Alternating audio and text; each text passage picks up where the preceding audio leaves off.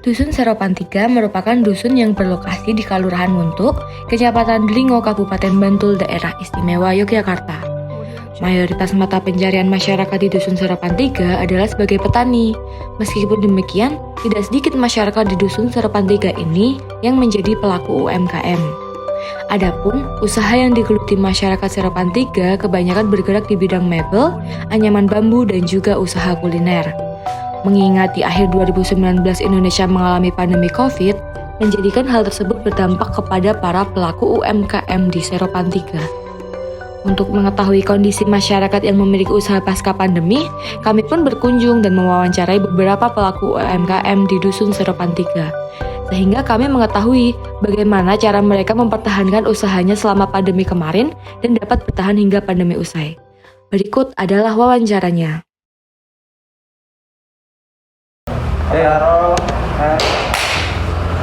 Selamat siang Mas, di sini kami dari KKN 70 di Seropan 3 ingin mengajukan beberapa pertanyaan mengenai UMKM mebel yang Mas miliki. Langsung saja sebelumnya boleh Mas ceritakan dahulu mengenai awal mula usaha ini di Jadi awal mula usaha mebel ini memang usaha turun-temurun dari orang tua saya, Mbak. Jadi emang dulu itu orang tua saya yang sudah merintis usaha ini, terus dilanjutkan oleh anak-anaknya termasuk kakak saya dan saya. Kemudian kenapa sebelumnya mungkin Mas memilih untuk melanjutkan usaha ini? Kenapa nggak tertarik ke usaha yang lainnya? Ya itu sebenarnya cuma jawaban simpel aja, Pak. Karena memang sudah ada usaha, jadi ya kita tinggal meneruskan membuka pasar baru. Nah, sebenarnya gitu aja. Jadi memang udah ada usaha yang sudah ada di rumah, kenapa tidak dimanfaatkan itu? Untuk menjalankan usaha ini kira-kira berapa karyawan yang dibutuhkan ya setiap harinya? Kalau yang karyawan yang berproduksi di sini kurang lebih ada 8 orang termasuk yang sudah finishing. Itu memang keseluruhan. Jadi dari dulu emang yang mengerjakan untuk pesanan dari orang tua, dari Mas, dari saya emang ada segitu 8 orang. Mungkin ini pertanyaan terakhir dari kami ya. Untuk omset yang dihasilkan dari usaha ini kira-kira berapa ya Mas setiap bulannya? Apakah worth it untuk usaha yang Mas dirikan? Kalau dibilang worth it sama enggak, tentunya worth it. Karena memang sudah bisa bertahan lama kan, tentunya memang lumayan. Cuman ya kalau diperkirakan omset tidak bisa diperkirakan per bulannya berapa itu nggak bisa. Tergantung pesanan, tergantung itu kan. Ini nggak ada untuk kira-kira rata-ratanya dalam 1 tahun terakhir. Kan habis pandemi juga nih. Iya. Mungkin memang naik atau turun setelah pandemi? Jelas turun jauh. Tapi sekedar cukup untuk kebutuhan sehari-hari dan menggaji karyawan. Nah, sama kemarin kan pandemi cukup lama ya. Gimana sih cara mempertahankan UMKM ini selama pandemi itu? Selama pandemi kemarin ya, cara kita ya kebetulan memang sudah ada pelanggan. Jadi istilahnya sudah ada rekanan kerja yang memang setiap bulan setiap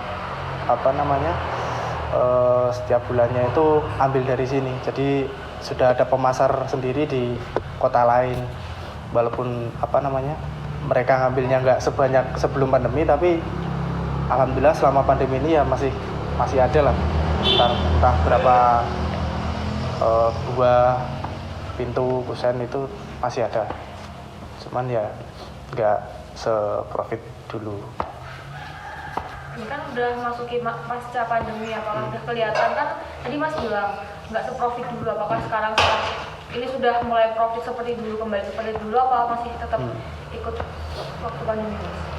Ya sudah ada peningkatan sedikit, cuman karena di sisi lain sekarang kan memang pesaing di bidang furnitur ini kan banyak sekali, apalagi kan sekarang sudah anak-anak muda yang sudah pandai bermain online dalam hal pemasaran ini kan mebel ini, jadi persaingannya di situ. Jadi memang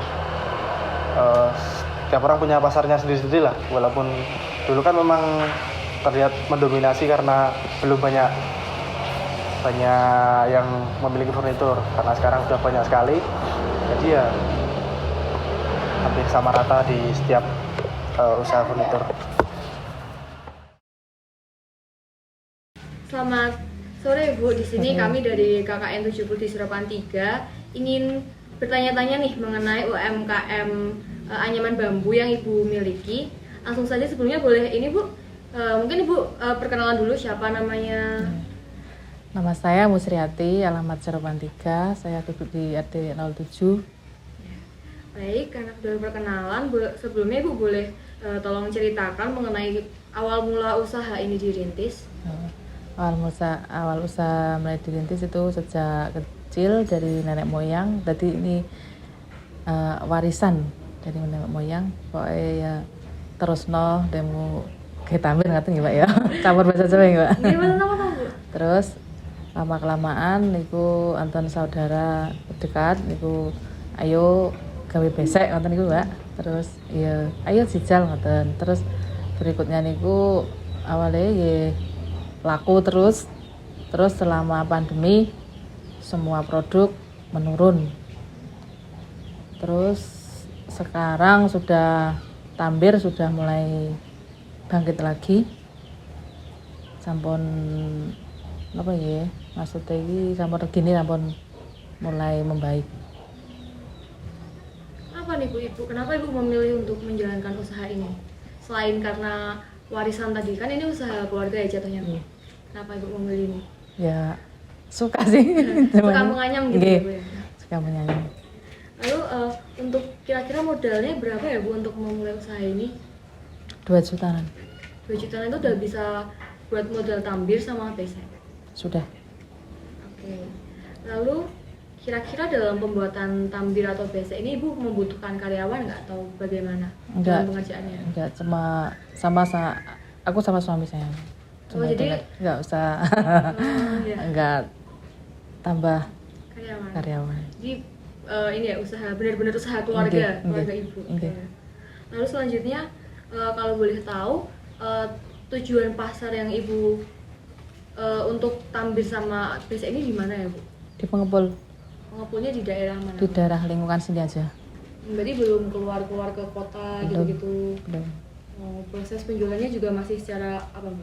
Secara Langsung. ya secara langsung. Offline gitu ya Bu? Nggih.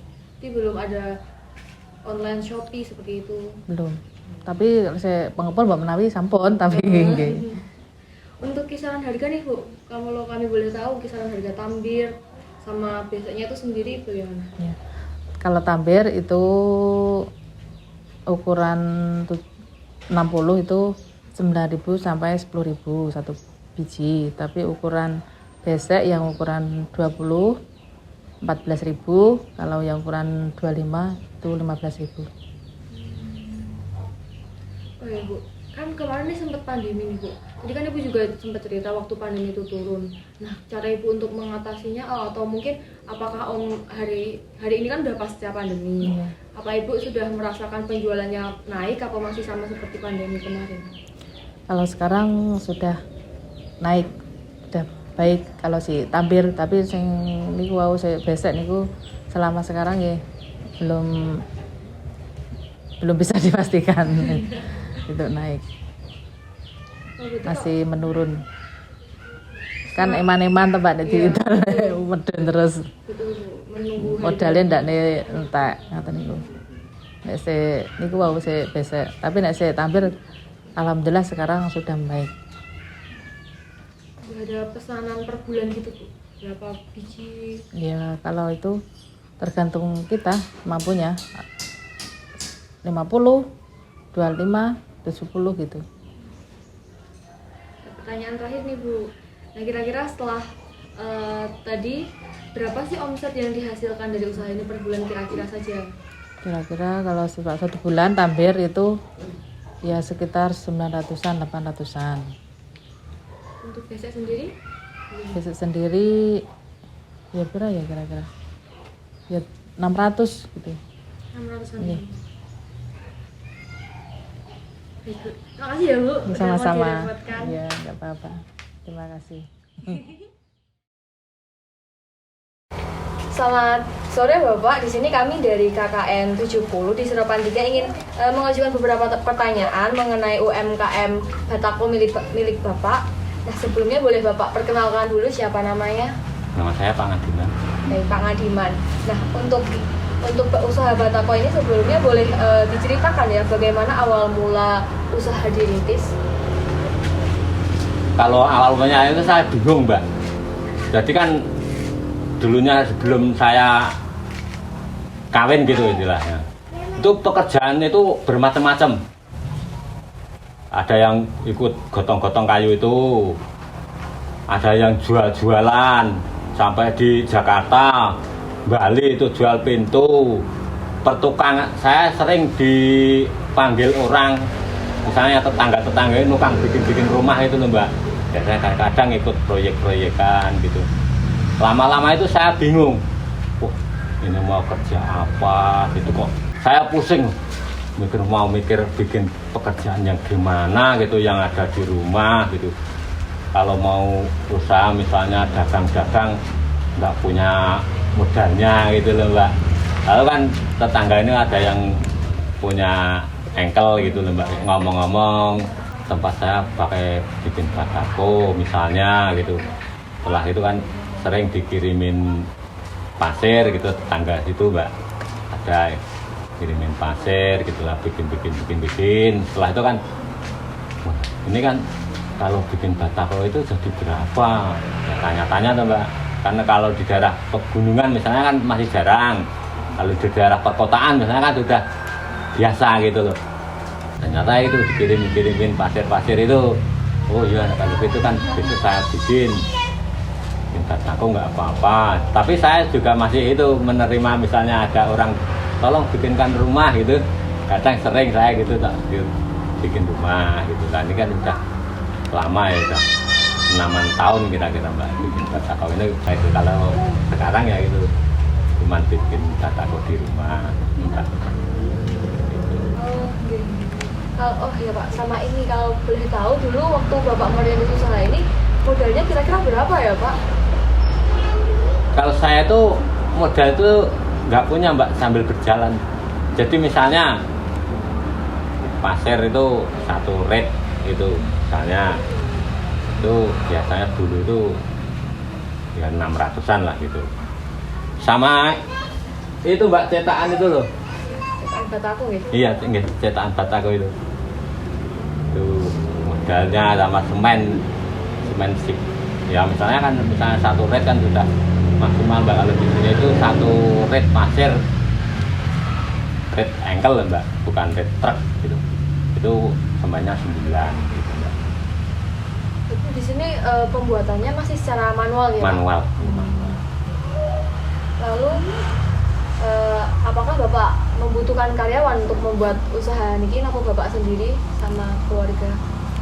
Kalau soal karyawan itu dulu pernah Mbak, mau bikin di rumah sendiri, jadi ya nggak apa-apa mau bikin di rumah sendiri. Tapi misalnya saya misalnya di sini kurang gitu, saya ngambil di tempatnya situ biasa gitu Mbak, saya jualin gitu loh. Nanti kalau ada itu materialnya disuruh ngirimin gitu ya. Nanti kalau misalnya sini ada yang mau beli tapi nggak ada batakonya misalnya kurang gitu loh Mbak, itu ngambil situ tempat teman saya.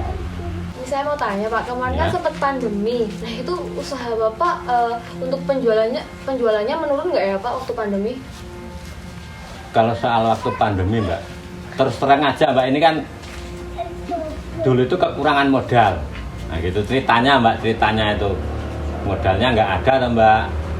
Nah saya itu juga mikir-mikir, wah, kalau gini terus enaknya itu punya kendaraan roda 4 gitu loh Mbak.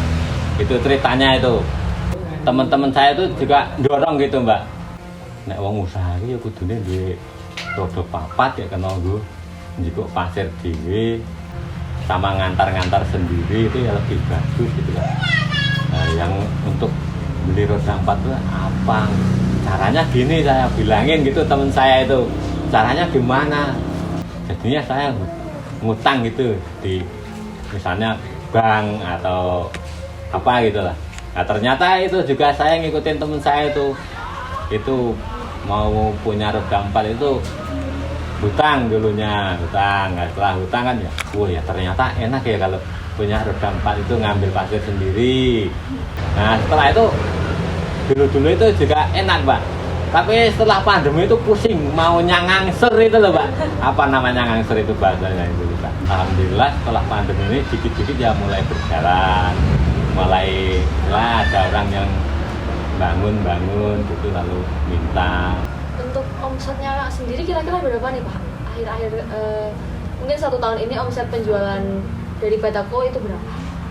Ya kan saya udah bilangin tadi yang namanya bangun kan kalau orang perdesaan kan kadang misalnya saya mau beli 500 misalnya nyicil lah Mbak, istilah mau bikin rumah kan, misalnya mau bikin rumah itu habisnya misalnya 2000 Batako kan nyicil, saya mau beli 500 dulu, masangnya besok kapan gitu, masih jauh, istilahnya orang Jawa ipel-ipel gitu loh Mbak, itu istilahnya.